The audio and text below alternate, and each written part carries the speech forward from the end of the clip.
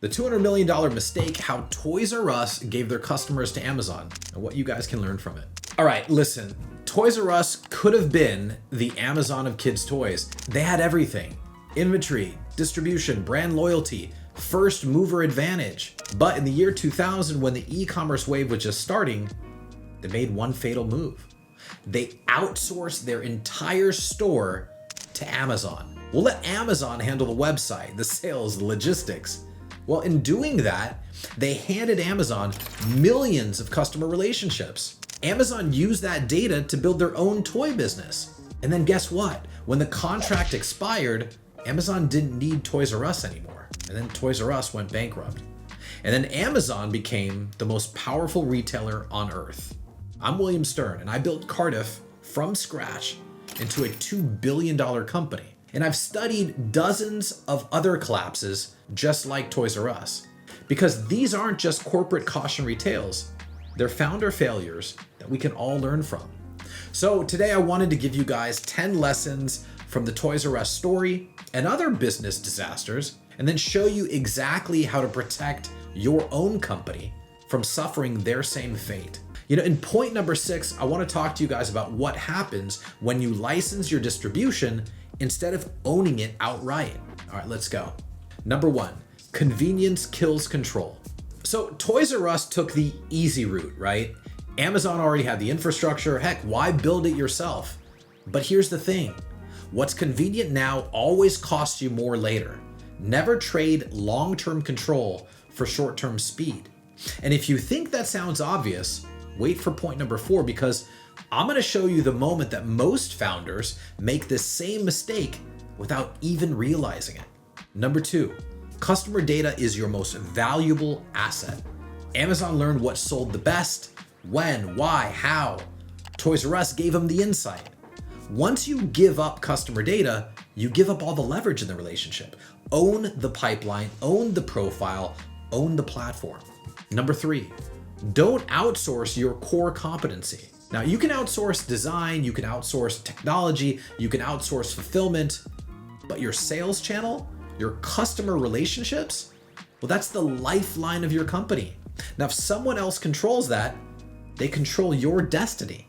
Number 4, if they want your customer, they're not your partner.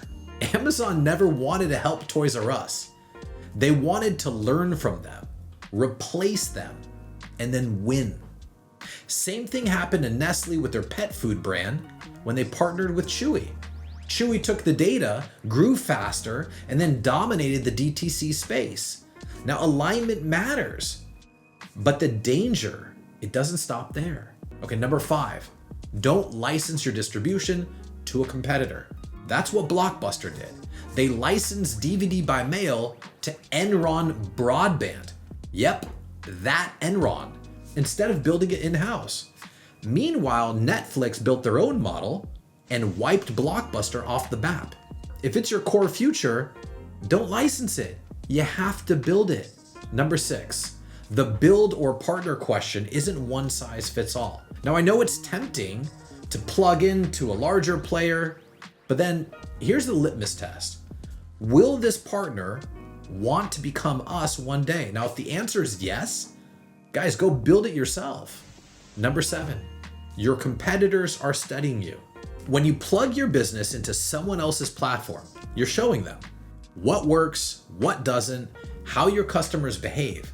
Now, that doesn't sound a lot like collaboration, does it? Well, that's intelligence gathering. Facebook did this to dozens of apps in the early 2010s. Studied them, copied them.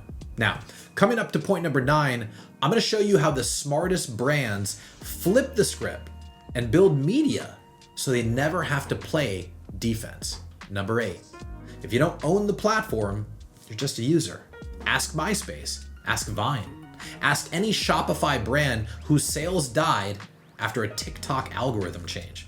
The rules change, the rug gets pulled, the platform wins.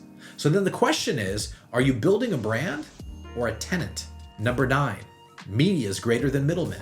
Instead of handing the reins over to Amazon, Toys R Us could have gone direct with digital content and an e-commerce strategy. Red Bull didn't hand off the media to ESPN. They built Red Bull Media House.